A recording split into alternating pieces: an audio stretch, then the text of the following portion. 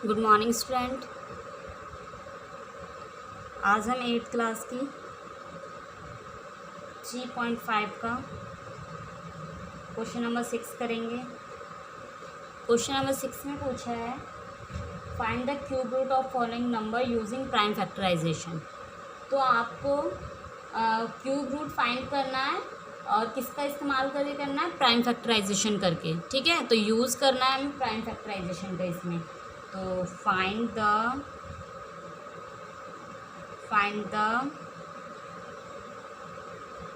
cube root following of the following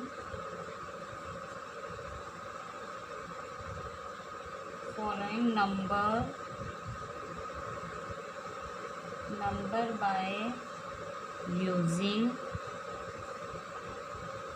prime factorization।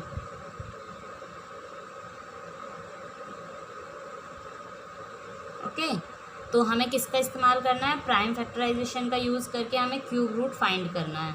तो आपको questions दिया हुआ है, जैसे कि बुक्स में, आपकी बुक्स में तो काफ़ी अलग अलग डिजिट हैं। मैं आपको एक खुद के पास से एक एग्ज़ाम्पल समझा रही हूँ, आप इसके ही थ्रू बाकी के क्वेश्चनों को हल करेंगे। ओके, इसी तरीके से होगा सेम। जैसे मान लीजिए हमें दे दिया क्वेश्चन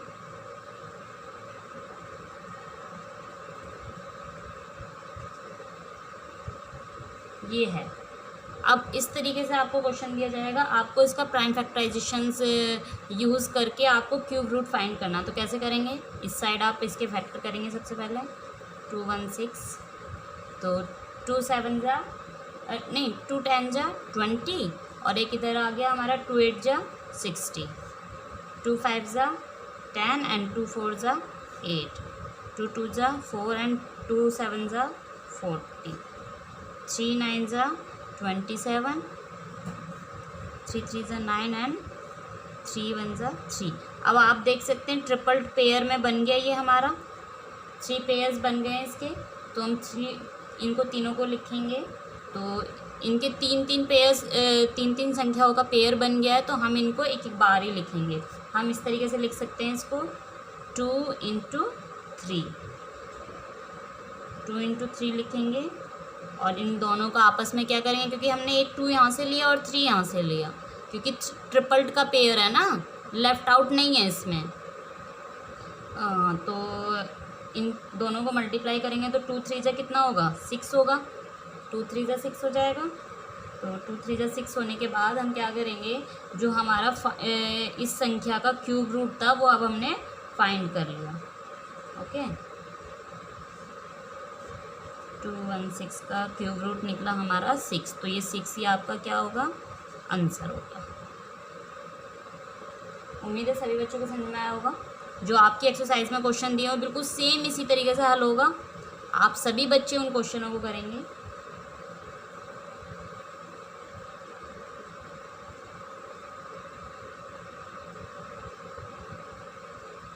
एंड सेकंड क्वेश्चन है एक और, क्वेश्चन नंबर है 7।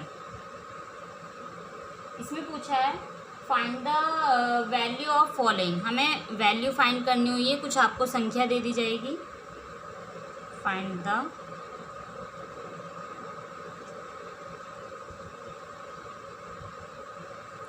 Value of following numbers.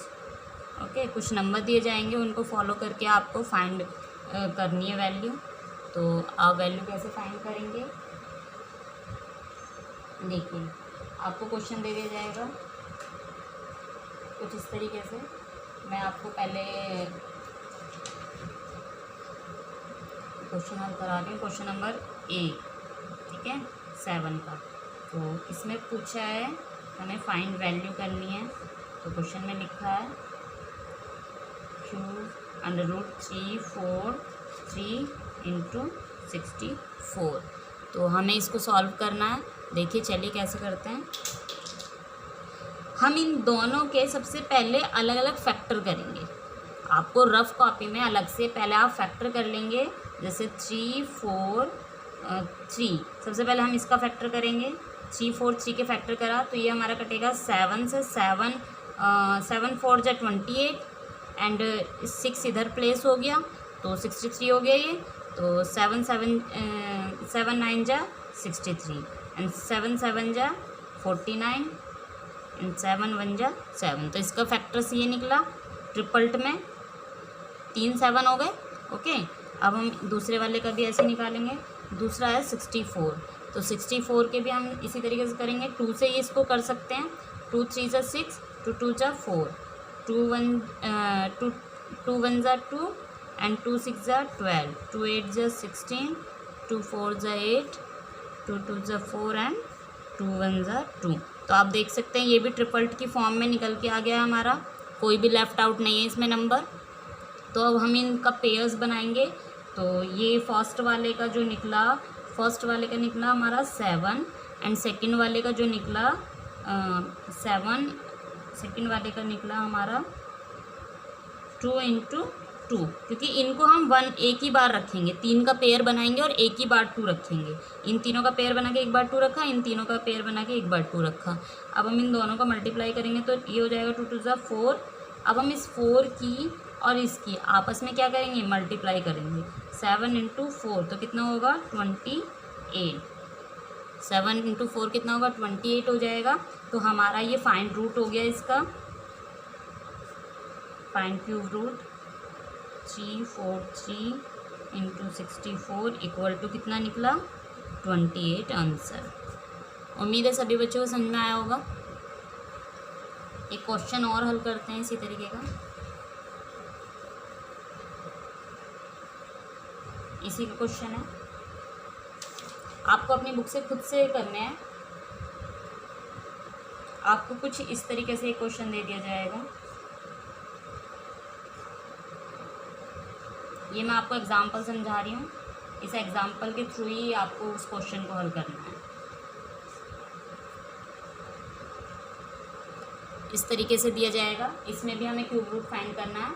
तो सेम वही प्रोसेस है, इसका और इसके हमें दोनों के अलग अलग फैक्टर करेंगे। मान लीजिए 5 1 2 के हमने फैक्टर्स अलग करें, तो इसका करेंगे तो हमारा 2 2 जा 4, 2 5 जा, अब इधर हो गए 2 5 जा 10 एंड 2 6 जा 12, 2 1 जा 2, 2 2 जा 4 एंड 2 8 जा 16। ओके, 2 6 जा 12, 2 4 जा 8, 2 3 जा 6 एंड 2 2 जा 4, 2 1 जा 2 एंड 2 6 जा 12, 2 2 जा 2 8 जा 16, 2 4 जा 8, 2 2 जा 4 एंड 2 1 जा 2।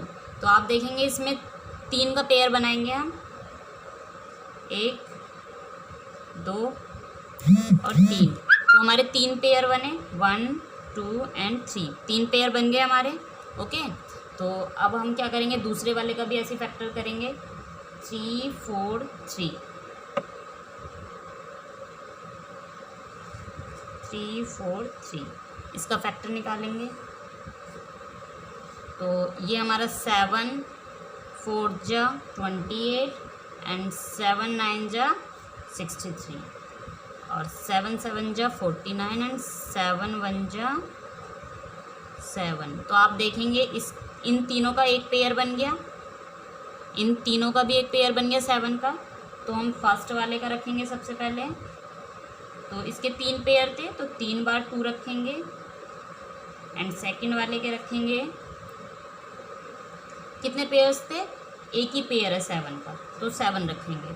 तो अब हमारा इन दोनों को तीनों को मल्टीप्लाई करा, 2 2 जा 4 एंड 4 2 जा 8। तो ये यहाँ पे कितना आ गया 8 आ गया एंड यहाँ पे कितना आया 7 आ गया। तो इसका जो आंसर होगा वो कितना होगा